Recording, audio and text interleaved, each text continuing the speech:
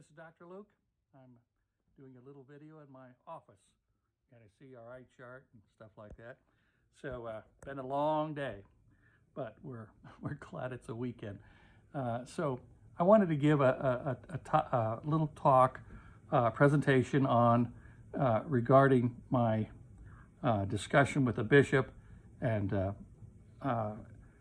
phone call. So I want to kind of fill you in on what's going on, and I'll fill you in on more a little later. But it's entitled, I like to give things titles, Deception, Censorship, and Minimization to the Catholic Laity and the Public from the Missouri Conference of Catholic Bishops and Bishop Rice's own telephone conversation with me, Dr. Luke. In between patients, I spoke with Bishop Edward Rice by telephone from my office on 8/9/20. I told him about my outrage when I heard that the Missouri Conference of Catholic Bishops, I'll call that MCCB to shorten things, came out in favor of Amendment 2 that was voted on August 4th, encouraging all Catholic laity to vote for this deceitful and anti-life amendment. Some of you may know that I'm a medical director of the, and member, a medical director and board member as well of the Options Pregnancy Clinic here in Branson for the last 26 years.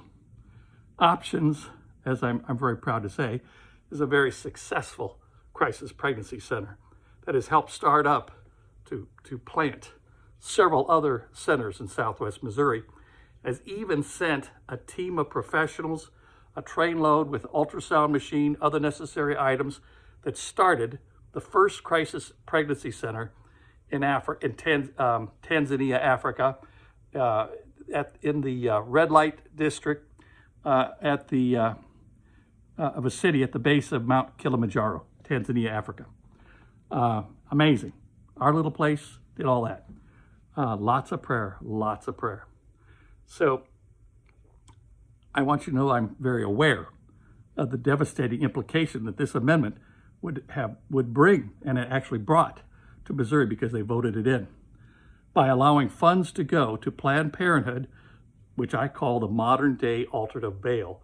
They kill the innocents into the millions. The #1 abortion center, abortions are done there. And potentially cut back all the gains we have made over the years to limit this anti-life organization. How could the Missouri Catholic hierarchy push this deception on voters and the Catholic laity? I believe that our Missouri hierarchy is radically out of touch with their own laity. I believe they underestimate our intelligence, our command of the issues, and our strength of conviction in numbers. To my dismay, the very deceptive advertisement from the MCCB, Missouri Conference of Catholic Bishops, used the worn-out excuse that states the Hyde Amendment would somehow protect money from going to Planned Parenthood. We all know that Planned Parenthood has circumvented this for years now. And it is well known that if the Democrats take control in the upcoming election, just 2 months away, the Hyde Amendment itself will be defeated by a simple majority vote. And this plan is actually in the Democrat Party platform, with the stated plan to also allow and protect abortion up to and including birth. This is central for them.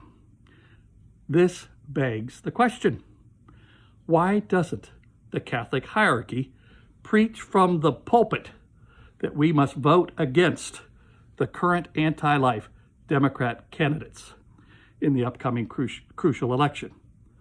Since President Trump has done away with the Johnson Amendment that did not allow pastors to preach their political convictions in churches prior, they no longer have an excuse to hide behind. This has always been crucial, that the preachers speak out for the pulpit, their political convictions. And it was done until fairly recently with the darn Johnson Amendment, which has been undone by President Trump, and has always been crucial, begin with the Revolutionary War, from the very beginning, and from then on, Civil War and so on, that pastors speak out and lead their flock through difficult political times. Depending on whether the church unites and speaks out, we are virtually on the precipice of relegating legalized abortion to the ash heap of history, along with slavery that nobody thought could be done. And it's been done, and we're about to do it. What makes things worse that this ad stated that if there were dissenting comments on their site, they would be deleted. Something very wrong with that. Something Marxist, really, about that. Having experienced censorship in my own parish, you can peruse the entire miraculously recovered video announcement that had been deleted by our beloved parish priest and then miraculously restored through my post this last week. And believe me, it is, nobody knows how it's done. I don't know how it was done. When I gave announcements about my prayer ministry that is held after the Masses, that's when this occurred, I was happy to see so much support from Catholic and Christian laity throughout the entire state and nation. I wonder if I'm beginning to see a trend from the hierarchy. I certainly hope not. But there are many things that make this political stand from the MCCB and the refusal of Bishop Rice to rectify this after I pointed this travesty out to him so wrong. I asked Bishop Rice if we could meet in person when I had more time, not between patients, to discuss this in greater detail. His answer to my dismay was that he was in charge of the entire diocese and did not have time to sit down with just one person. I only hope that he has a doctor who will take the time out of his busy practice to sit down with him, the bishop, in his own time of need. Sometimes, somehow, doctors find the time. When I sincerely asked him what he was going to do to rectify this travesty of the MCCB to his Catholic laity and to heal the wounds so that the Catholic laity and hierarchy can act in unity again, it felt like he brushed me off, stating that he was the bishop, he was in charge, and he would continue to do things his way. And that is that. I hope it's not. I hope we can talk sometime. There's more to come on the bishop's conversation in a future post. Too much for one post, okay? I'm trying to include here an article that supports all my assertions made above. And I'm not the only one. The Missouri Right to Life, the crisis pregnancy centers around the state and the country all agree with this. So I'm not out there on the edge of a limb. Doctors don't like to be on the edge of a limb. So please, it's from the Missouri Times. You take a second, peruse it, and you'll see what I'm talking about. It's true.